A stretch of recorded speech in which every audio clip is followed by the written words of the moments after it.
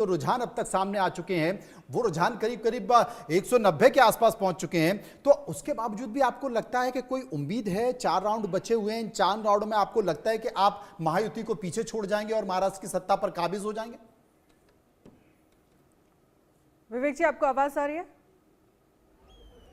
शायद विवेक जी देखिए, जैसे जैसे अभी अभी अनन्या आपने देखा कि हमने जब मुख्यमंत्री को लेकर पूछा प्रभात तलुड़ा जी से, जो कि पर्यावरण मंत्री थे, तो वो मैदान छोड़कर भाग गए। उन्होंने कहा बस हो गया, काफी, मैं निकल रहा हूं। ऐसे ही हमने ये पूछी कि भाई जब 190 सीटों से ज्यादा रुझान में महायुति आगे चल रही है, आप कहीं हो ही नहीं, दुगने से ज्यादा अंतर में पीछे हो, तो क्या आप सरकार बनाओगे? तो विवेक जी भी निकल लिए। विवेक जी समझ रहे हैं कि चीजें क्या हो चुकी हैं। शायद मुझे लगता है कोई संभावनाएं तलाशने के लिए निकल गए। ज्ञानेंद्र मिश्रा हमारे साथ राजनीतिक विशेषज्ञ बने हुए हैं। ज्ञानेंद्र जी, आप तक आवाज आ रही है मेरी? आ रही है। ज्ञानेंद्र जी, आप मुझे सुन पा महाराष्ट्र, रही हैं? जी जी बिल्कुल। देखिए, महाराष्ट्र में तो हम देख रहे हैं कि महायुति को प्रॉफिट होता हुआ दिख रहा है, झारखंड में इंडिया गठबंधन को प्रॉफिट होता हुआ दिख रहा है, लेकिन उत्तर प्रदेश की बात करना भी बहुत जरूरी है, क्योंकि भले ही 9 सीटों पर उपचुनाव था, लेकिन 2027 के लिए बड़ा मैसेज है, जहां पर 8 सीटों पर बीजेपी आगे। मुझे लगता है एक ही सीट है जिस पर समाजवादी पार्टी, और वो करहल की सीट होगी, हालांकि अभी ये सामने नहीं आया है। कैसे देख रहे हैं आप इसे? नहीं जी, आप सही कह रहे हैं। आपने जो कहा कि एक तो जब भी इस तरह के उपचुनाव होते हैं तो जो सत्ताधारी पार्टी होती है उसके फेवर में ही उपचुनाव के रिजल्ट जाते हैं।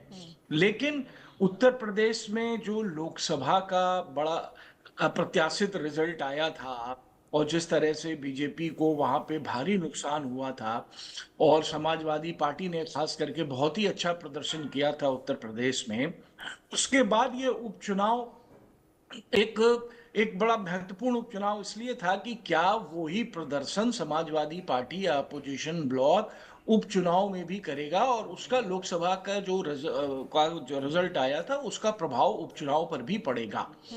दोनों ही पार्टियों ने पूरी ताकत झोंकी थी, इसमें कोई शक नहीं है। योगी जी ने भी पूरी ताकत लगाई थी, क्योंकि उनके लिए भी ये एक लिटमस टेस्ट था ये उपचुनाव, क्योंकि उनके खुद के लिए लोकसभा में भाजपा के प्रदर्शन के बाद बहुत सारी अटकलें लगाई जा रही थी कि उनको हटाया जा सकता है, या वो कमजोर हुए हैं, या उन्होंने जानबूझकर ऐसा कुछ किया है जिससे कि इस तरह का रिजल्ट आया है।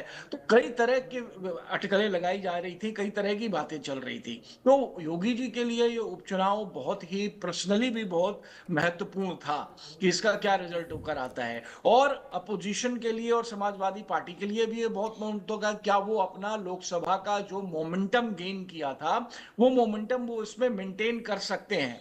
अगर वो मोमेंटम ये इसमें मेंटेन करते तो ये ये बिल्कुल ये एक वो जब मैसेज जाता कि अपोजिशन ब्लॉक ने यूपी में अपनी पकड़ बहुत अच्छी बना रखी है। लेकिन अब ये जो रिजल्ट आ रहे हैं इससे तो ये लगता है कि भाजपा ज्यादातर